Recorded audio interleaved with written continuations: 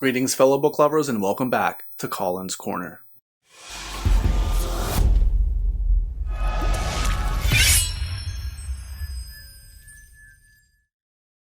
Today, we will be doing a spoiler-free review of Piranesi by Susanna Clarke. But first, we have to go over the answer from the last Comedy with Colin segment, where I asked you guys the question, the joke, why can't you hear a pterodactyl going to the bathroom? The answer?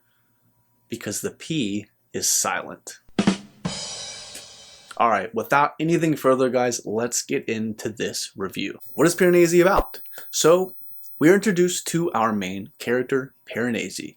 We learn that Piranesi is living in a place called the house. The house has infinite rooms, infinite corridors, multiple floors, and all throughout the house are thousands upon thousands of intricately carved, larger-than-life statues. Very mysterious. An ocean is trapped on the bottom floor of the house, and at times will flood the upper floors of the house. So Piranesi essentially spends his life trying to figure out what makes the house tick, how it works, what is going on, why are the statues here, how do the tides work, how does everything kind of fit together to make this crazy, bizarre place operate. As far as Piranesi is concerned, there is only one other living person in his entire world.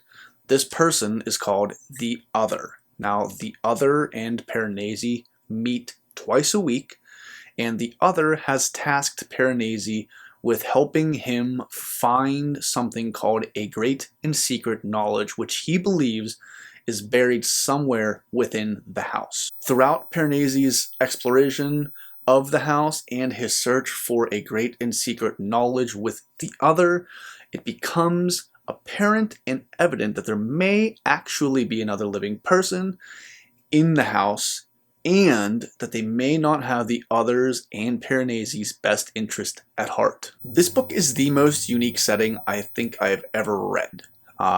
Just trying to wrap my head around the vastness of the house, it was staggering, but extremely exciting. I did not understand how any of this was possible, physically possible. I didn't understand the inner workings of how this house operated and how the different parts, played off of each other. And I wanted to know what all the statues were there for, who put them there, who carved them.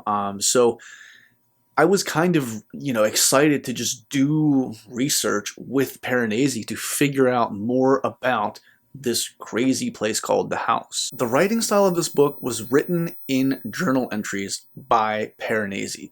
So that's kind of how we piece the world together right alongside our main character. It was almost like solving a really long mystery and just getting small parts at a time as Piranesi got them and wrote them down in his journal. The normal rules of our world just did not necessarily seem to apply in the house.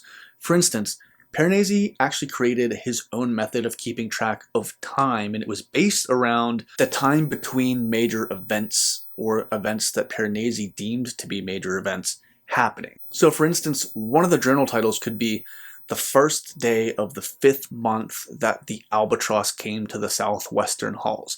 That's how the journals were titled, and that's how we keep track of different eras of time. So I thought that was extremely unique. I'd never read anything quite like that, and it made me think a lot about what Piranesi deemed to be like pivotal events that happened within his life in the house. Now I would like to go over some themes that stuck out to me. One of the biggest themes in this one was illusion versus reality.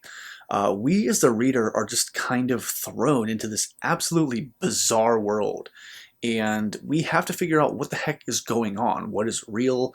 What is illusion? And that kind of changed throughout the entirety of this book for me. Every time I thought, okay, maybe this place is real, or maybe this thing did happen, or maybe this person's crazy, or maybe, I didn't know what the heck was happening. I was lost for a lot of this book, and I think it was designed that way, and it made it really just kind of unique. It was a unique reading experience. Another theme that stuck out to me would be that of trust.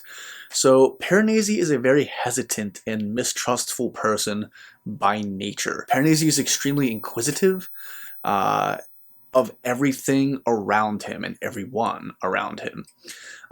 We also see this theme explored in Piranesi's relationship with the other. That's kind of all I really want to say about this book. I debated for a while whether or not I actually wanted to make a review of this book. And the reason for that is simply because I think that one of the pillars that this book stands on structurally is that of mystery. The mystery element was probably my favorite part of this entire book. And I don't even think that I read the cover flap before I entered this world. And the only thing I really knew about it was that people said it was the most bizarre setting that they've ever read in a book. And I think it's really important to go into this book about as blind as possible. And I didn't cover anything that wasn't written on the flap. I didn't go over any major plot events that happened in the book because I simply want whoever reads this book to go in about as blind as I did. So I ultimately decided to make a video simply because this is one of my favorite reads of the year, and I know a lot of people have read it, but I want more people to read this book. I want to talk about this book with more people, and I want more people to experience the experience that I had with this book. And lastly, I just want to mention that if you have read Susanna Clarke's other book, Jonathan Strange and Mr. Norrell, I would caution whoever is going into Piranesi to set aside your thoughts on Jonathan Strange and Mr. Norrell. If you liked it, that was great. If you disliked it, that was great. But I think it's important to separate Jonathan Strange and Mr. Norrell from Piranesi because they are very, very different books.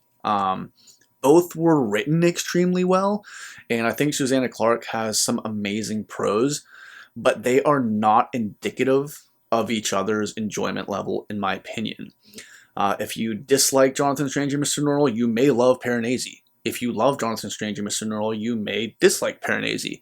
I just wanted to caution people against basing their choice to read this book on their enjoyment of Jonathan Strange and Mr. Norrell, because I do not think that they necessarily correlate. These are completely different reading experiences. That's going to do it for today's video, guys. I know this might have been a little bit shorter, but I didn't want to say too much about this book. So if you've read this book, if you plan on reading this book, let me know. Now it's time for Comedy with Colin. Today's joke, guys, is what does a lawyer wear to court? If you think you know the answer, drop it down in the comments below. If you enjoyed today's video, please give it a like. That way maybe more people will see it. And if you're enjoying the content on the channel so far, please do consider subscribing because I greatly appreciate it and it helps me out a ton.